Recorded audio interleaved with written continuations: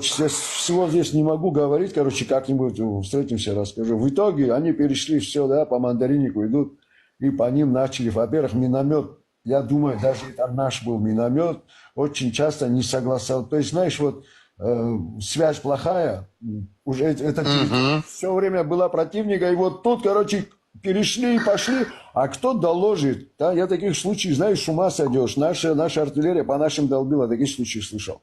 Вот мне рассказывал человек.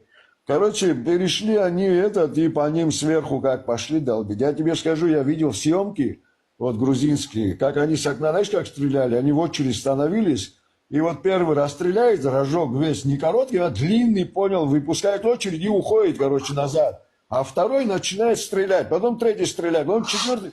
А потом тот, кто стрелялся, сзади становится, рожок меняет. То есть постоянно шквал огня шел, прикинь, с одного окна, вот где 7 А под человек. этот шквал практически невозможно.